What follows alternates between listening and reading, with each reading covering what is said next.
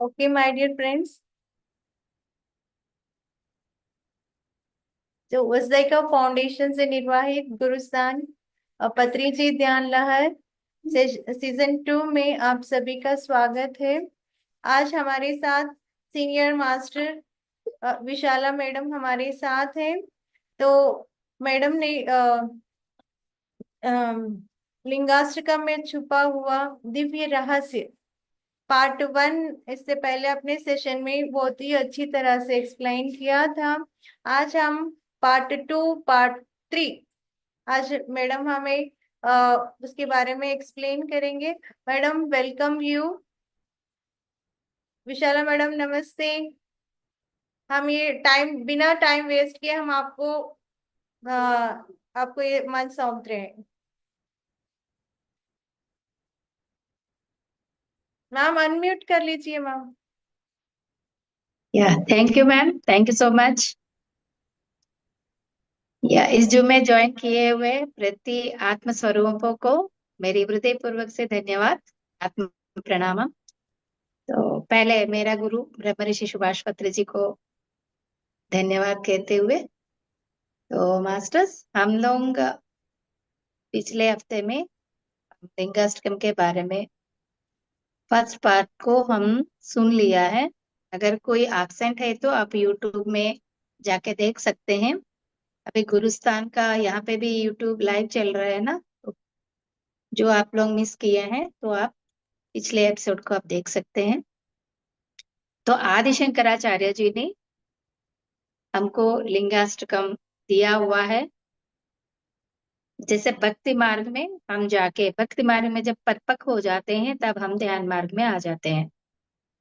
तो आदि शंकराचार्य जी ने, मैं थोड़ा रफली बता देती हूँ अगर आप पिछले क्लास में कोई मिस किए हैं तो आदि शंकराचार्य जी ने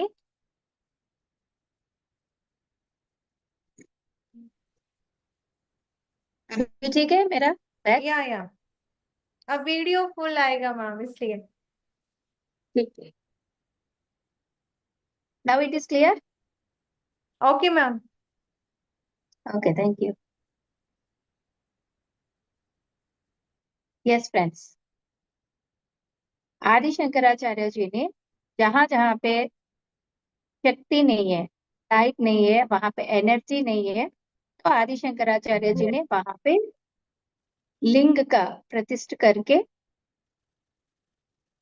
हम लोग सभी को वहां पे जाने के लिए प्रोत्साह किया है। भक्ति मार्ग में हम अभी भक्ति मार्ग में नहीं है, हम सब आध्यात्मिक मार्ग में प्रवेश कर चुके हैं।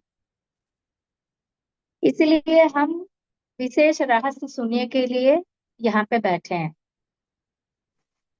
ये सत्य है। अगर ये सत्य हम किसी को जाके बोलेंगे, भक्ति मार्ग में जाने वाला को, से आप सांसों के ऊपर ध्यान लगाओ, सब ठीक रहेगा, विश्व रहस्य हम जानेंगे, हमारी बीमारी ठीक हो जाती है, हमारे काम क्रोध मद मात्सर्य धीरे धीरे धीरे धीरे कम हो जाती है। ऐसा अगर उन लोगों को बोलने से ना, उन लोग विश्वास नहीं करेंगे, क्योंकि उनका स्थिति वहीं पे है। हमारी भक्ति मार्ग में स्थिति यहाँ पे होने से हम एक स्टेप ऊपर चढ़ गए तो ध्यान मार्ग में आ गए, तो उन लोग नीचे ही है। तो उन लोगों को समझ में नहीं आएगा बोलने के लिए, जब बोलेंगे उनको समझ में नहीं आए। लेकिन हमको बोलना जरूरी है, क्योंकि हम ये कर्मा लेके आए हुए हैं। इस जन्म में हम ध्यान सिखाएंगे, हम ध्यान करेंगे, ध्यान सिखाएंगे। ये भी एक कर्मा है। कर्मा मतलब क्या है? जो काम करते हैं, वर्क करते हैं, उसी को कर्मा बोलते हैं। अभी मैं बात कर रही हूँ, आप लोग सुन रहे हैं, ये भी एक कर्मा है। तो हम जो व्यक्ति को ध्यान सिखाने के लिए हम सोच रहे हैं, तो उनको हम एक बार, दो बार, तीन बार बोलेंगे। अगर नहीं होने से हम छोड़ देंगे, क्योंकि उनका कर्मा बैलेंस नहीं होने से उन लोग यहाँ पे नहीं जोड़ सकते हैं, ध्यान मार्ग में कोई नहीं आ सकते हैं। लेकिन हमारी करना क्या है? हमको बोलना है, चाहे वो सुने ना सुने, क्योंकि हम बोलते बोलते बोलते उसी तरह लोग हमसे फ्रेंडशिप करेंगे, नहीं तो वही लोग हमसे मुलाकात होगा। तो जो आ रहे हैं उनको बताना है। पिछले हफ्ते में हम लोग ब्रह्म मुरारी सुरार्चित लिंगम निर्मल भाषित शोभित लिंगम जन्मज दुःख विनाशन लिंगम तत्प्रणमामि सदा शिवलिंगम। ये श्लोक के बारे में हम लोग जानकारी लिए हैं। यहाँ पे ब्रह्मा जी है, विष्णु जी है, मुरारी मतलब विष्णु कृष्ण भगवान है, और देवी देवता लोग, ऋषि मुनि लोग सारे तपस्या किए हैं। निर्मल भाषित शोभित लिंग। जब हम तपस्या करते हैं, तपस्या मतलब ध्यान, पहले जमाने में तपस्या बोलते थे, अभी ध्यान बोल रहे हैं। तो जो तपस्या करते हैं तो उनका मन निर्मल हो जाती है ऑटोमेटिक, हमको पता ही नहीं चलेगा कि कब ऐसा हो गया है। धीरे धीरे धीरे धीरे ध्यान करते हुए हमारी मन निर्मल हो जाती है। जन्म से दुख विनाशन लिंग। जब हमारी मन निर्मल हो जाती है, हमको पता भी नहीं है कितने पिछले जन्म में हम लोग कितना पाप किए हैं, तो धीरे धीरे वो जन्म, पिछले जन्म का दुख भी नाश हो जाती है। तत् प्रणमामि सदा शिवलिंग। तत् मतलब हम, त्वम मतलब, तत् मतलब सब, त्वम मतलब हम। तत् प्रणमामि सदा शिवलिंगम। सदा मतलब हर समय। आत्मा मतलब लिंग के लिए जहां जहां लिंग आती है तो उनको आत्मा करके हमको सोचना है। लिंग मतलब हम आध्यात्मिक मार्ग में आने के बाद अर्थ और परमार्थ अलग हो जाती है। भक्ति मार्ग में अगर हम बाह्य शरीर में और बाह्य प्रपंच में जब हम रहेंगे, लिंग मतलब स्त्रीलिंग पुरुषलिंग, लेकिन आत्मा के लिए कोई लिंग भेद नहीं होती है। तो ये मैंने थोड़ा रफली बता दिया। अगर इसके बारे में आपको जानकारी लेने है तो पिछले एपिसोड को आप सुन लीजिएगा। तो नेक्स्ट वाला जा रहे हैं, सेकंड वाला को। देव मुनि प्रवराचित लिंगम काम दहन करुणाकर लिंगम रावण दर्प विनाशन लिंगम तत्प्रणमामि सदा शिवलिंगम। ये देवमुनि प्रवराचित लिंगम मतलब इतना अच्छा से हमको समझा दिया है यहाँ पे आदि शंकराचार्य जी ने। हमारी दृष्टि अच्छा होने से सृष्टि हमको अच्छा ही दिखाई देगा। यहाँ पे कोई बुरा नहीं है, कोई अच्छा नहीं है। इस ब्रह्मांड में सब कोई अच्छा ही है। परमात्मा के लिए उनकी संतान है तो सब अच्छा ही है। कैसे बुरा? हम क्रिएट किया है, अच्छा बुरा डिफरेंस हम ही लोग क्रिएट किया। तो देव मुनि प्रवराचित लिंगम का अर्थ होता है नारद महामुनि बहुत संपन्न है, उनके पास वो शक्तिशाली है। नारद महामुनि सब जानते हैं। अभी तक भी वो चिरंजीवी होकर है। अभी तक भी जिनके पास अज्ञान है तो वो ज्ञानी बनाने के लिए नारद महामुनि सबके पास जाके नारायणा नारायणा करके तो मैसेज देना चाहता था। अभी भी नारद महामुनि, उनको चाहिए तो शरीर में रहेगा, ना चाहिए ना चाहिए तो अशरीर धारण हो सकता है। उनका अंदर उतना शक्ति है। अभी तक भी वो शरीर धारण कर रहे हैं। नहीं होने से शरीर धारण नहीं चाहिए तो उनका तपस शक्ति के साथ ये सब संभव कर पाया है। प्रवरार्चित लिंगम, प्रवर प्रवर प्रवर के साथ हर एक देवी देवता लोग, देवता मूर्ति लोग अभी तक उन लोग तपस्या कर रहे हैं। देवी देवता लोग अभी तक तपस्या कर रहे हैं, वही तपस्या हमको भी करने के लिए नारद महामुनि हमको बोल रहे हैं। लिंगा मतलब आत्मा, लिंगम मतलब आत्मा। हम जो सोच रहे हैं ना मंदिर में जो शिवलिंग रखा हुआ है, उसको नहीं, हमारी अंदर आत्मा में परमात्मा है, वो आत्मा को पूजन करने के लिए बोल रहे हैं। आत्मा के बारे में जानकारी लेना ही परमात्मा को जान सकते हैं। हम भगवान के साथ मिल सकते हैं तपस्या से। भगवान के साथ हम मिल सकते हैं। तपस्या मतलब कुछ नहीं है, हमारी उच्छ्वास निश्वास के साथ रहना है। उत्तम उत्तम है हमारी उच्छ्वास निश्वास। काम दहन करुणाकर लिंगम। काम मतलब इच्छा,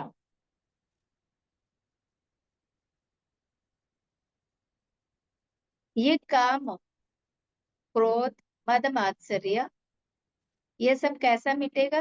ध्यान के माध्यम से ही ये हमारी शरीर के अंदर से निकल जाएगा। काम, क्रोध, मद, मात्सर्य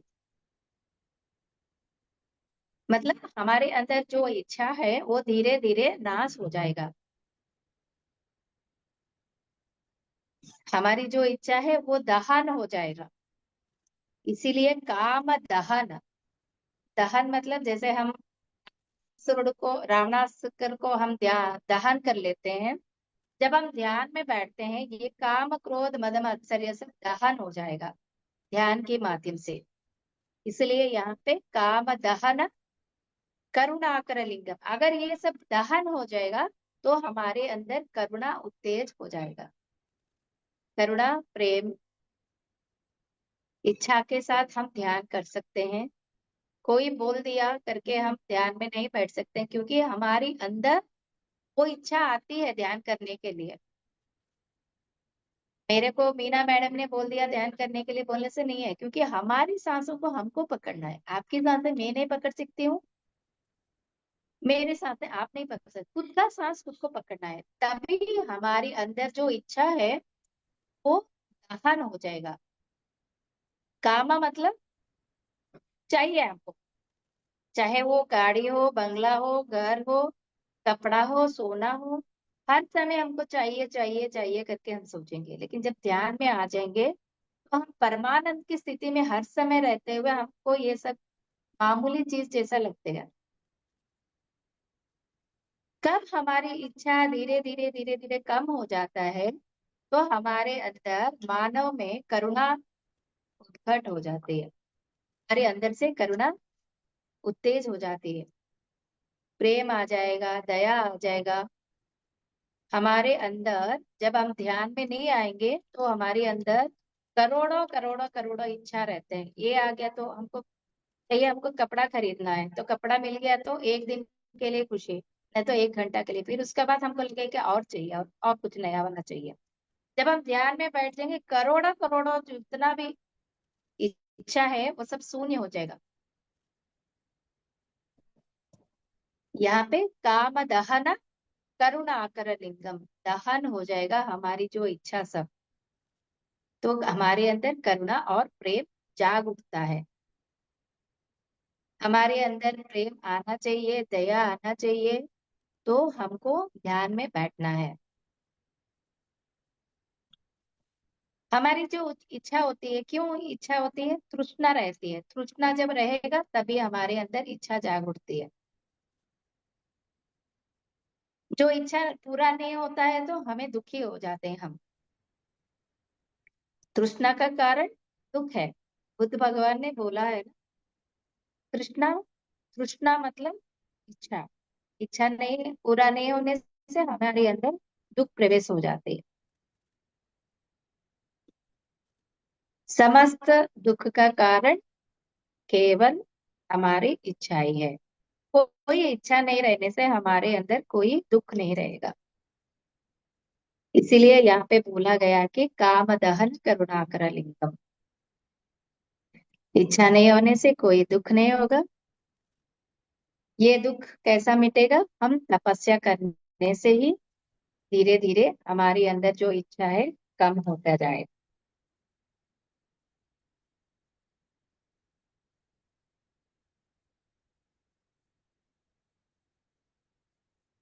और एक, इच्छा किसको नहीं है? सबको है। देवी देवता लोगों की भी इच्छा था, क्योंकि मेरे को राज्य पालन करना है, मेरे को राजा बनना है। देवी देवता लोगों के बीच में भी झगड़ा होता था, लेकिन उन लोग को तपस्या करते करते उन लोग को काम, क्रोध, मद, मत्सर्य सब उन लोग कंट्रोल में रख दिया है। राक्षस लोग भी तपस्या किए हैं। राक्षस लोग लोक विनाश के लिए तपस्या किया है, देवी देवता लोग लोक कल्याण के लिए तपस्या किया है। इसीलिए जो अमृत देवी देवता लोगों को दिया गया है, राक्षस को नहीं दिया है। राक्षस लोगों को छुपा के रखा है, देवी देवता लोगों को अमृत स्वीकार करने के लिए दिया गया है। लोक कल्याण के लिए जो व्यक्ति चिंतन करते हैं तो उनको अमृत प्राप्त होती है। ध्यान से सुन लीजिएगा। जो व्यक्ति लोक कल्याण के लिए, अगर हम ध्यान प्रचार हम कर लिया, हमको अच्छा लगा, 1% भी अगर हमको अच्छा लगा तो हमको ध्यान प्रचार करना है। ये लोक कल्याण है। क्योंकि हर कोई हर काम करते हैं, कर सकते हैं, लेकिन ये काम परमात्मा ने चुन चुन के दिए हैं, सब लोग नहीं कर सकते हैं। तो हम लोग को परमात्मा चुना है तो हम ये ध्यान प्रचार करना है। तो ये है लोक कल्याण। लोक कल्याण के लिए कौन चिंतन करते हैं उनको अमृत प्राप्त होती है। ये अमृत प्राप्त करने के लिए हमको उदाहरण की वहां पे भक्ति मार्ग में बोला है कि शिव भगवान अमृत स्वीकरण किया है, इसीलिए उनके कंठ में सांप लगा के, कंठ में अमृत रख के हम सभी को बचा है। विष पीने को था लेकिन विष नहीं पिया है। तो वो सब पुराणों में जो बोला गया है वो सब हमको सिखाने के लिए बोला गया है।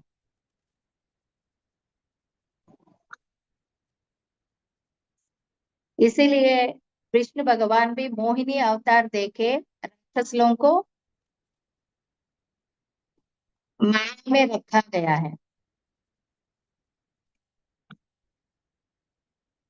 कोई भी व्यक्ति विश्व कल्याण के लिए और विश्व सृष्टि के लिए विश्व रचना करते हैं, इस विश्व नियमों को पालन करते हैं। तो इसीलिए बोला गया ना भगवत गीता में, धर्मो रक्षिति रक्षितः। यही धर्म है। हम जीवन जैसे हम यहाँ पे भूमंडल पे आए हुए हैं, सकल चराचर ब्रह्मांड में अपना अपना जीवन लेके वो खुद आए हैं। तो उनको हम बीच में कैसे खत्म कर सकते हैं। जैसे उन लोग आए हैं इस ब्रह्मांड में, तो इस ब्रह्मांड में जाने के लिए उनका कुछ समय है, वो समय से हो जाएगा। मेरा समय 50 ईयर्स है, 60 ईयर्स है, तो मेरा समय होने के बाद मैं चलूंगी। उसी तरह जो भी कुत्ता आ गया, बिल्ली आ गया, उनका कुछ समय दिया हुआ है विश्व के साथ। सबका विश्व का साथ नियम रखा हुआ है। का व्यवस्था में हम लोग इंटरफेयर नहीं होना चाहिए। इसीलिए सबका दृष्टि लोक कल्याण के साथ ही रहना है। हम अकेले सुख में नहीं रहना है, सबको ये सुख बांटना है। चाहे 1 घंटा भी अगर ये सुख की प्राप्त कर लेंगे उच्छ्वास निश्वास के साथ, तो धन्य हो जाएगा। तो उनके साथ लोक कल्याण हो रहा है ना। 1 घंटा अगर अपने कर्मों के, मतलब घर में जो काम करते हैं वो काम सब एक जगह पे रख के 1 घंटा अपने आप के साथ तो वो रह रहे हैं ना। ये भी तो सुख है। सब आनंद में रहना है, सब निरोगी रहना है। उसके लिए आत्मज्ञान जिनके पास होती है उन लोग धन्य हो जाते हैं। इसीलिए ब्रह्मर्षि सुभाष पत्री जी ने हम लोग सभी के साथ ये ध्यान प्रचार करा रहे हैं। परमात्मा का शक्ति, मतलब डिवाइन शक्ति, जब हम बैठ जाते हैं ध्यान में तो डिवाइन शक्ति हमारे अंदर जब आ जाती है तो हमारी करुणा उत्तेज हो जाती है।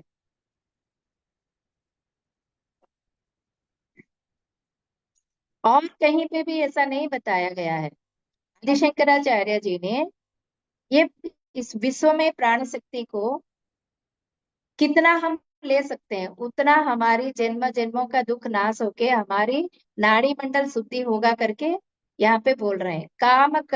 काम दहन करुणाकर लिंगम। जब हम ध्यान में बैठेंगे तो तभी हमारे अंदर जो कामा है, कामा मतलब इच्छा है, करोड़ों करोड़ों इच्छा है हमारे अंदर, ये नाश होना है। कैसा नाश होगा? एक ध्यान की मार्ग है। कोई नहीं बताया इस ध्यान के बारे में। आदि शंकराचार्य जी ने पहले भक्ति मार्ग में लेके हुए, भक्ति परिपक्व होने के बाद ध्यान मार्ग में आते हैं। ध्यान मार्ग में आने के बाद हमको, हम भी नहीं जानते हैं, हमको गुरु प्रत्यक्ष साक्षात्कार हो जाते हैं। तो उनके माध्यम से हमको जाने के लिए परमात्मा ही प्रोत्साहित करते हैं।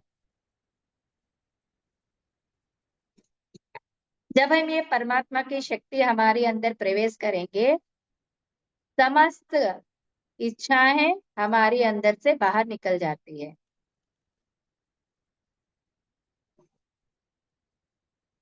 इसीलिए यहाँ पे काम दहन करुणाकर लिंगम करके बोला गया है। अपने अपने काम क्रोध मद मात्सर्य को निकालने के लिए हमें ध्यान करना बहुत आवश्यक है। ये आत्मज्ञान जानकारी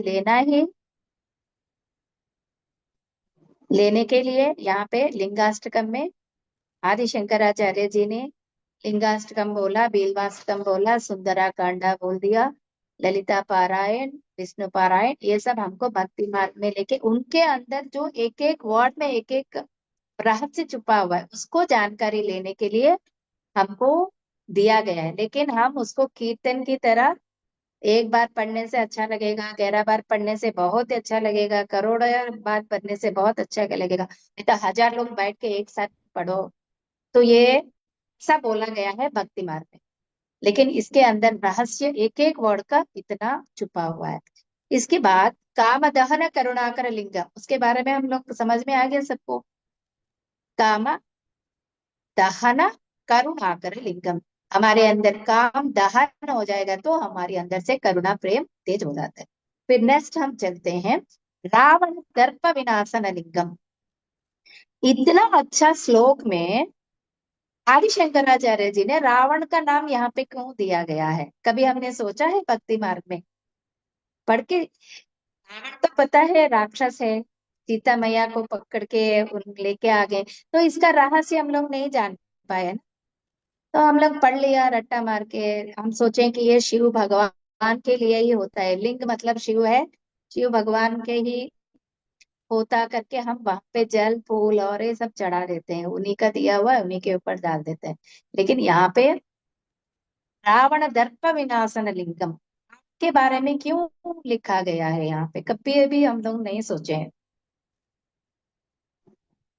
यहाँ पे यहाँ पे क्यों प्रस्तावन दिया है, मतलब को बहुत दर्प है। मतलब संस्कृत में दर्पा मतलब अहंकार। रावण भगवान को बहुत अहंकार है। आपको पता है साउथ में तमिलनाडु केरला साइड में ना रावण भगवान को भी पूजा करते हैं।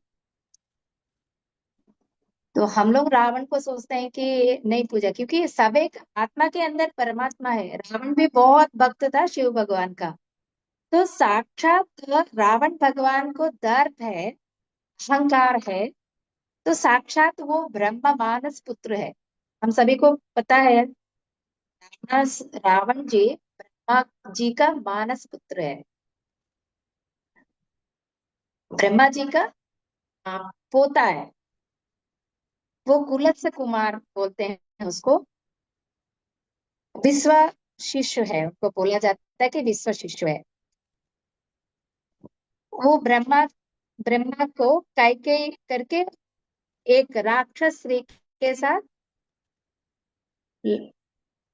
जन्म लिया है। रावण राक्षस स्त्री के साथ और मानस पुत्र के साथ उनका शादी जो हुआ है, तो राक्षस स्त्री के साथ वो जन्म लिया है, तो इसीलिए उसको इतना अहंकार है। इसका मतलब राक्षस स्त्री जो रहते हैं ना उन लोग भी बहुत, बहुत सुंदर रहते हैं दिखने में। और एक बात है, राक्षस लोग भी ना उनको जो शरीर है ना उनको आकार को चेंज करने का शक्ति मिलता है उनके अंदर, क्योंकि उन लोग भी तपशक्ति के साथ राक्षस कभी उनका दांत निकाल दिया, नहीं तो उनका शरीर अलग टाइप का कर देते हैं। अभी सुंदर दिख लिया फिर उसके बाद अलग चेंज कर सकते हैं उनके अंदर। उन लोग भी तपस्या करके उनके अंदर भी शक्ति ऐसे ही रखा गया है। तो राक्षस लोग भी बहुत सुंदर रहते हैं, राक्षस स्त्री लोग भी। तो उन लोग जैसे बॉडी को चेंज करते हुए उनका जो बॉडी का चेंज करने का तत्व जो रहता है ना, चेंज करने का, ब्रह्मा कैकेयी मिलके राक्षसी को देकर मोहित होकर और ये रावणासुर जन्म लिया है। मतलब एक देवी और एक राक्षस के साथ मिलकर जन्म हुआ है रावणासुर। इसको शंकर जाति बोला जाता है। इनको वैसे ही संक्रमण होके उनका माध्यम से जब रावण जन्म हुआ है, तो उनको संक्रमण जाति करके बोला गया है तभी का जमाना में। तो रावणास जी का पत्नी हो गया मंडोदरी। मंडोदरी तो बहुत सुंदर है, महाज्ञानी है मंडोदरी। तो रावण को 10 मुंह दिया गया है। तो 10 मुंह क्यों दिया गया है, यहाँ पे बोलने की जरूरत पड़ रहा है। अभी जाके ये अगर नहीं समझाऊंगी तो आगे आप लोग नहीं समझ पाएंगे। रावण जी को 10 मुंह दिया गया है। इसका मतलब वो रावण जी 10 शास्त्रों में प्रावीण है, विद्वांस है, ज्ञानी है रावण जी। एक शास्त्र को पकड़ने के लिए हमको एक कंठ चाहिए, एक कंठ चाहिए, एक जन्म लग जाएगा एक एक शास्त्र को पकड़ने के लिए। वैसे वो तपस शक्ति के साथ एक एक शास्त्र को रट्टा मार कर एक एक कंठ में रखने के लिए वो ज्ञान को 10 शास्त्रों को अपनाया है। इसीलिए वो 10 कंठ के साथ रहे। एक एक कंठ में एक एक शास्त्र को रखा गया, इसलिए उनको 10 मुंह रखा गया है। क्योंकि एक शास्त्र को रखने के लिए दिमाग तो चाहिए ना। एक दिमाग में इतना शास्त्र कहाँ चले, एक दिमाग में एक ही शास्त्र रहेगा। इसलिए 10 शास्त्र को रखने के लिए दिमाग तो चाहिए ना, कंठ भी चाहिए, दिमाग भी चाहिए। कहाँ रहेगा दिमाग, हमारी एल्बो में नहीं रहेगा, घुटने में भी रहेगा ना। इसलिए उनका सर पे 10 सर रखा गया है उनको। इसीलिए इसको ना ब्रह्म कपाल करके बोला जा रहा है। इसको सहस्रा करके भी बोला जा रहा है। सहस्रा मतलब हजार नहीं है। हम लोग सोचते हैं सहस्रा मतलब भक्ति मार्ग में सहस्रा मतलब हजार।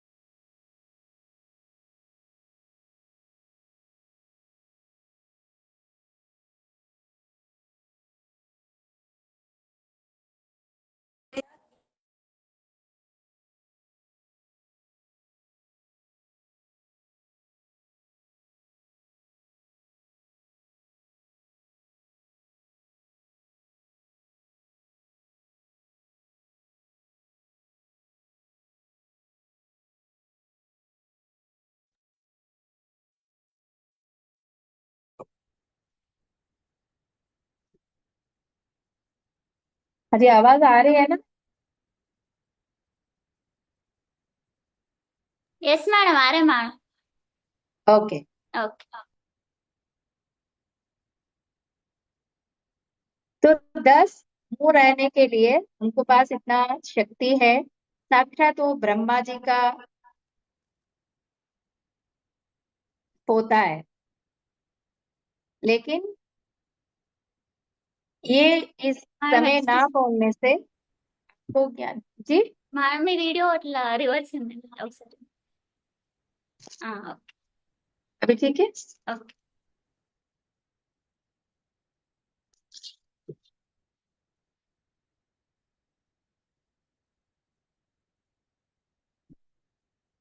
तो रावण जी लंका नगर में जाकर बहुत सुंदर से सजाने के लिए बोला गया है तपस्या के द्वारा।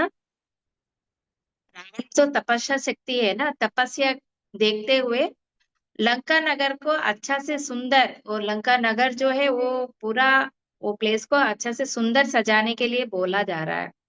उनको मन में है उसको सुंदर से सजाना है। लेकिन कौन सजाएगा? वो खुद तो नहीं करेगा, क्योंकि उसके अंदर बहुत अहंकार है। वो तपस्या करके बैठ गया, तपस्या में ध्यान करके ध्यान में बैठ गया, तो लंका नगर कौन सुंदर से बनाएगा करके वो ध्यान में बैठ गया। उनका जब दिव्य चक्षु से वो देख पाता है, तो उनको लगा कि वो तपस्या के माध्यम से उनको पता चला कि पाताल लोक में मयुडु करके है, मयुडु पाताल लोक में है, वो हमारी लंका नगर को सुंदर से बनाएगा करके उनको पता चल गया तपस्या से। तो वही मयुडु ही ब्रह्मलोक को, ब्रह्मलोक का डिजाइन किया है। वही मयुडु इंद्रलोक को भी डिजाइन किया है।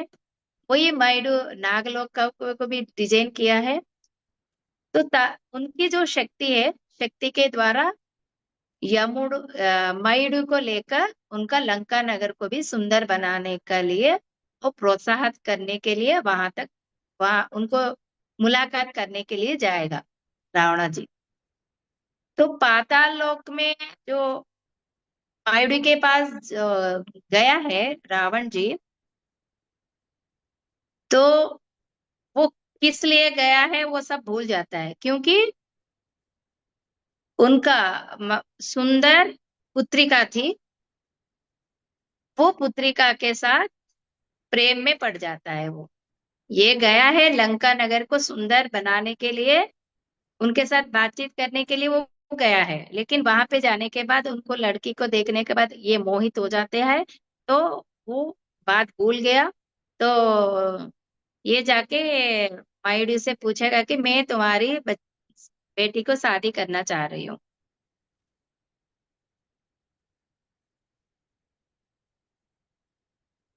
तो मंडोदरी महा बहुत सुंदर है,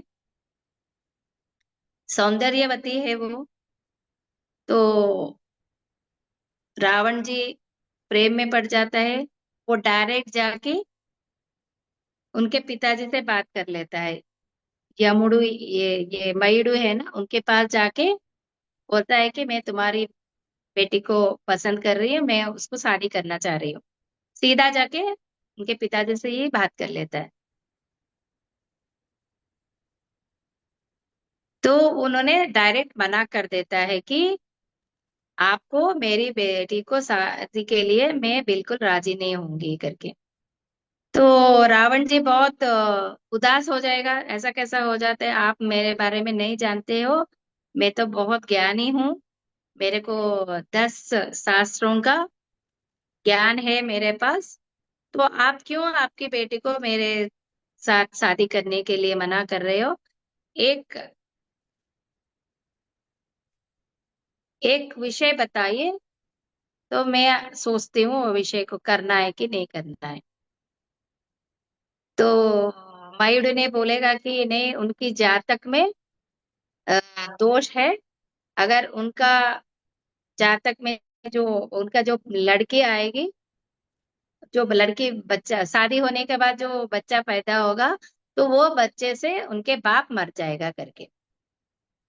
तो रावण जी बहुत जोर से हंसेगा, तो बोलेगा कि मेरे पास तो इतना ज्ञान है, मैं अपनी पत्नी को कैसा रखना है मुझे पता है। इनके अंदर जो दोष है वो दोष को भी मैं निकाल दूंगा, और उनकी बच्ची का जो दोष है वो भी मैं निकाल दूंगा, इतना ज्ञान है मुझे। आप निश्चिंत होके आप आपकी बेटी को मेरा हाथ दे दो करके मायुडू से बात करेगा रावण जी। ये सब सुनने के बाद मायुडू ने हाँ बोल देगा।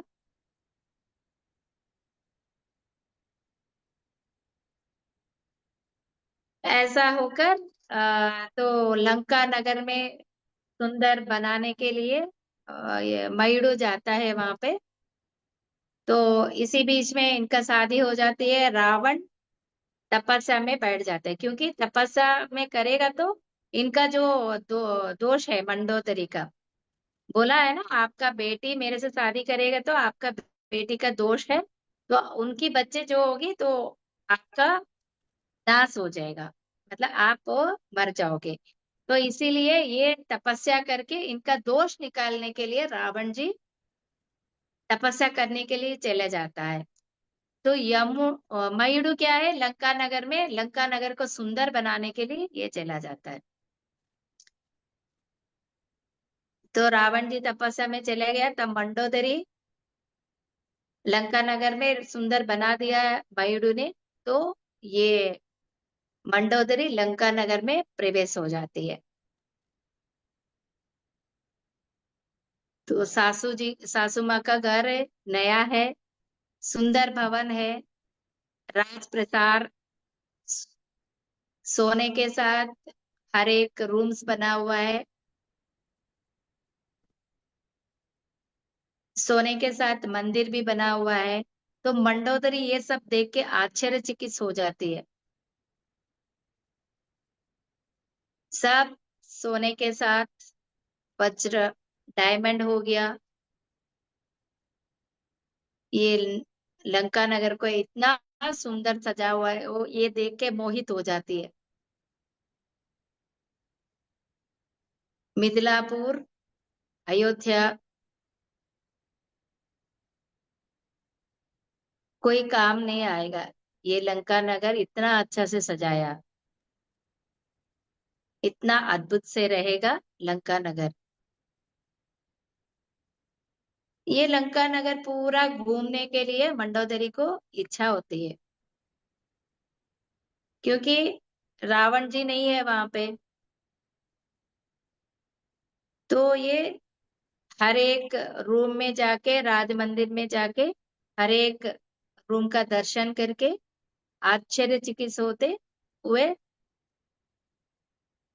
के सौंदर्य को देखते हुए आगे बढ़ते बढ़ते बढ़ते बढ़ते आखिरी में राजभवन तक पहुंच जाती है। उनके अपने रूम में, राजभवन मतलब रावण जी और मंडोदरी रहने वाले रूम के अंदर पहुंच जाती है। उसके अंदर जाने के लिए राजू रानी मतलब किंग एंड क्वीन छोड़कर कोई और रूम के अंदर नहीं जा सकते हैं। उनका माता को भी मतलब सासू माँ को भी उसके अंदर प्रवेश होने के लिए परमिशन नहीं है। तो ये मंडोदरी उनका वाइफ है, तो अंदर गई है। उसके अंदर जाते हुए, प्रवेश करते हुए इतना आश्चर्य हो जाती है, इतना सुंदर है, सोने के साथ बना हुआ है। जैसे वो सोने की बेड होती है ना, इतना सुंदर से सजा हुआ है, उसको देख के भी ये मोहित हो जाती है। इतना आनंद से वो सब देखते देखते देखते इतना दूर से वो चल के आई है, बहुत लंका नगर पूरा घूम के आई है। तो उसको प्यास लगती है, प्यास लगती है तो वो ढूंढ रही है, मेरे को पानी चाहिए, कहाँ पे है। पहले जमाने में एक डाइनिंग टेबल पे ऊपर उनको, वो इतना डाइनिंग टेबल के ऊपर जूस रखते थे। तो वहां पे मिक्सड जूस रखा गया है, ग्रेप्स का जूस, शायद कुछ भी जूस रखा गया है। इसको तो बहुत प्यास लग रही है, उसको पकड़े, जल्दी जल्दी जल्दी उसको पी लिया। बहुत प्यास लग रहा है, तो उन्होंने जल्दी पी लिया। पीने के बाद उसको ऐसा लगा कि नींद आ रहा है मुझे, तो अपनी पलंग पे वो सोने लग गई।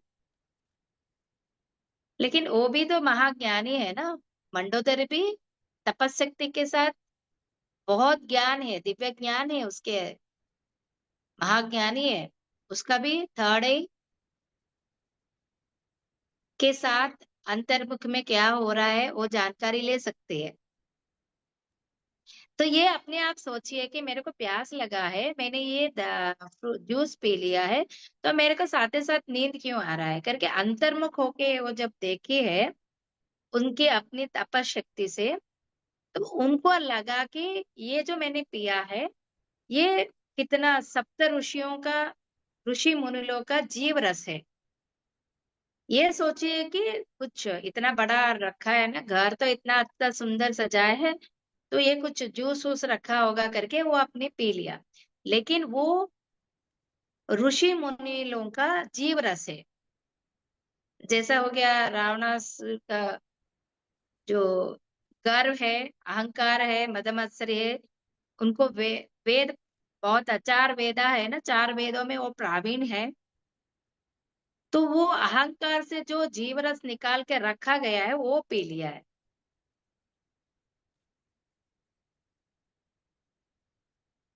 तो रावणासुर को क्या है, किसके पास कुछ ज्ञान है तो वो ज्ञान को लेने के लिए, क्योंकि किसी के पास ज्ञान नहीं रहना चाहिए, बस उसी के पास ज्ञान लेना है करके, उनका जो ज्ञान ज्यादा है करके उनको ज्ञान को छीन कर ये ले लेता था।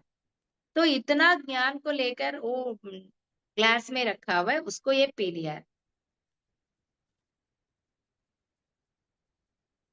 इनको पता नहीं है, बिना पता हुए वो जीव रस को पी लिया।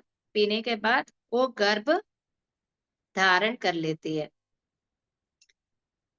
मंडोदरी जीव रस को पीने के बाद गर्भ धारण कर लेती है। गर्भ धारण कर लिया तो इसको डर लग गया, पति यहाँ पे नहीं है, मैं गर्भ धारण कर लिया तो कैसा मुंह दिखाऊंगा, किसके साथ कैसा चलेगा, सासू माँ को कैसा मैं बताऊंगी, तो रावण जी को मैं कैसा बताऊंगी करके वो अपने आप के साथ चिंतित होने लगी है मंडोदरी। तो तब का जमाने में कोई काल परिमित नहीं होता है। तब का जमाने में 9 महीना, 9 दिन, 9 सेकेंड्स, ऐसा कुछ नहीं था। तब का जमाने में कुछ भी हो जाए, काल समय का कोई पालन नहीं है वहां पे। पूर्व काल में समय का कोई पाबंदी नहीं था। तो साथ ही साथ गर्भ धारण कर लिया, ये शिशु को जन्म ले लिया, जन्म लेना भी हो गया है। एक लड़की को जन्म लेती है वो, लेकर वो भय, मतलब उसके अंदर में डर बैठ गया, ये लड़की को क्या करूं, कहाँ रखूंगी, ना रावण जी को बता सकती है या सासू माँ को बता सकती है। जीव रस पी लिया, उसको गर्भ धारण हो गया, साथ ही साथ उनके लड़की भी जन्म हो गया, तो उसको कहाँ रखेगी। तभी ये भी बहुत तपस्या है ना मंडोदरी भी, तो उसको ख्याल आती है कि समुद्र भगवान को मैं बुलाऊंगी। तो समुद्र भगवान को प्रार्थना करती है। प्रार्थना करने के बाद समुद्र भगवान प्र, प्रकटित हो जाती है। तो समुद्र भगवान बोलते हैं कि माँ मंडोदरी, क्यों मुझे बुलाया। तुम नहीं दे तो सकते ये हो। बोले कि ये मेरा बेटा है, ये मेरी बेटी है, इसको सुरक्षित आपको नदी पार करना है, उस तरफ आपको लेके जाना है।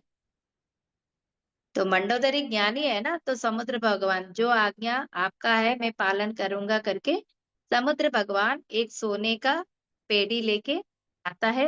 वो सोने का पेड़ी में ये बेटी को रख के इस पार से उस पार लेके चला जाता है। सुरक्षित है टाइम कितने वो देर बेटी। लगेगा? टाइम? मैडम టైం అయిపోయిందా? మేడం ఇది కొంచెం కంప్లీట్ చేయనా, ఇంకో 5 నిమిషాలు టైం ఇస్తారా, అవదా? तो ये समुद्र भगवान क्या किया कि इस पार से उस पार को लेके चला गया, सुरक्षित से सोने की ये पेड़ी में रखकर उस तरफ लेके चला। हाँ जी మేడం ఏం చెప్తున్నారా?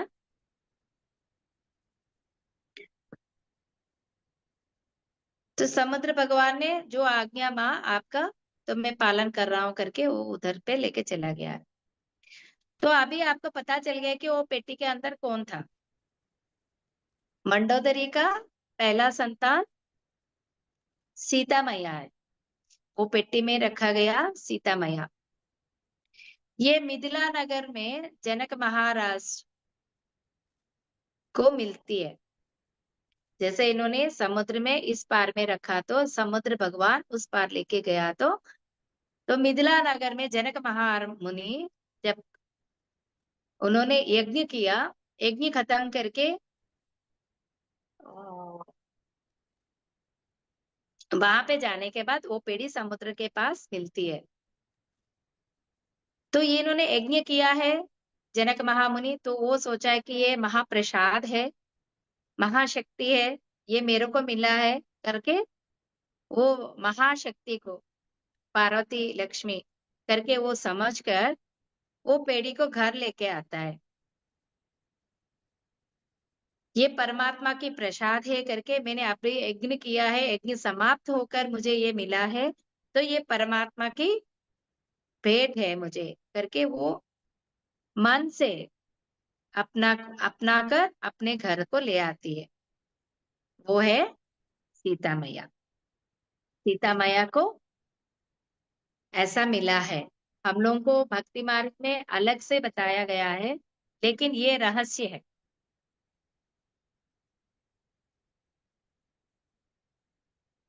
उन्होंने पहले ही बोला है, मयूरू ने बोला है ना, मेरा बच्ची नहीं शादी कर सकती है क्योंकि उनकी बच्ची जो होती है उनसे आपका मृत्यु होने वाला है। लेकिन सुना नहीं है रावण जी। विनाश काले विपरीत बुद्धि, जब विनाश काल आती सामने आती है तो कितना भी कोई कुछ बोलने से उनको समझ में नहीं आता है, क्योंकि रावण जी को पता नहीं है वो अपना मेरा ही बेटा है करके। रावण जी कितना तपस्या करने से क्या हुआ, अज्ञान है ना, अहंकार है उसके अंदर, काम है। किसके पास ज्ञान है वो ज्ञान उसको चाहिए, ये भी एक काम है ना, इच्छा है।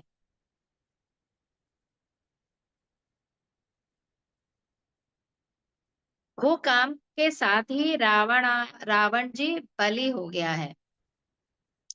इसीलिए यहाँ पे रावण दर्प विनाशन लिंगम, इतना अहंकार है रावण जी को, बोलने से नहीं सुनेगा, किसी का बात नहीं सुनेगा। ज्ञान आ गया तो उसी को ज्ञान चाहिए, और उसका ज्ञान और कोई ले गया तो उसको खत्म कर देता था। तो खत्म करके इतना जीव राशियों को वो खुद ही पी लेता था। इतना रहस्य हमको कोई बोला है? ये रहस्य हम कितना सालों से हम पढ़ लिया है, कीर्तन कर लिया है, भगवान को अर्पण कर लिया है। मतलब ये शिव भगवान को ही प्राप्त करना है करके शिव भगवान के ऊपर हम जल चढ़ा दिया, दूध चढ़ा दिया, घी चढ़ा दिया। लेकिन यहाँ पे रावण दर्पा, ये दर्पा मतलब अहंकार, ये अहंकार को विनाश कैसा करना है।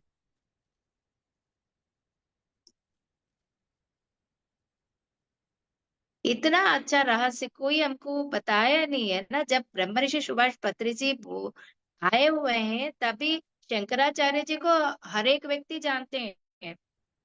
पूर्व मेरा दादी दादी माँ तो, दादी की परदादी ने तो शंकराचार्य जी को देखे हुए हैं, लेकिन उन्होंने डायरेक्ट नहीं बताया गया ना किसी को। इतना अच्छा तरह से ब्रह्म ऋषि सुभाष पत्री जी को ये ज्ञान सब विश्व रहस्य सब हमारे तक पहुंचाने के लिए, ध्यान मार्ग में जुड़ने के लिए, हम ध्यान करते करते इतना रहस्य सुन रहे हैं।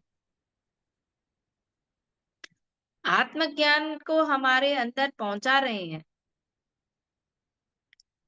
आप नहीं हो, मैं नहीं हो, कोई मत नहीं, कोई कुल नहीं, कोई क्रिश्चियन नहीं, मुस्लिम नहीं, सबके पास जाने के लिए बोल रहे हैं। आत्मज्ञान सबके पास आना है।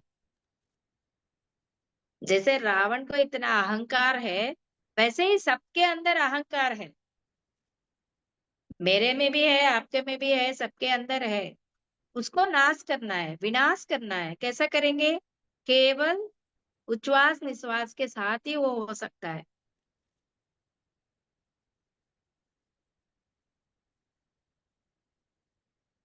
तो अभी टाइम हो गया, नेक्स्ट क्लास में हम लोग इसको कंटिन्यू करेंगे, अभी ये कंप्लीट नहीं हुआ है।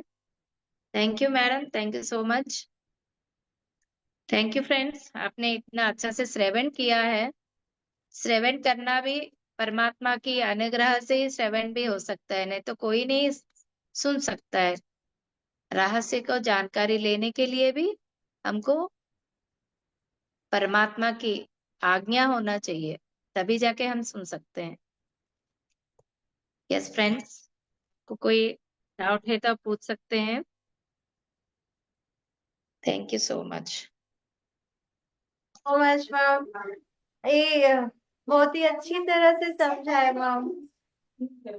ये अभी अभी कितने क्लासेस लगेंगे मैडम? इसका तो और आपका तो आधा घंटा, तो 20 मिनट तो मेडिटेशन ही जा रहा है ना, इसको और हाँ। 1-2 क्लास लगेगा। अच्छा अच्छा। Okay ma'am, okay. तो थर्सडे तक चलेगा, थर्सडे की फ्राइडे कंप्लीट हो जाएगा। Hmm. Hi cutie. Thank you. Hello. Thank you. Hi. Thank you. Thank you. Okay ma'am. So cute. Thank you. Thank you. Bye.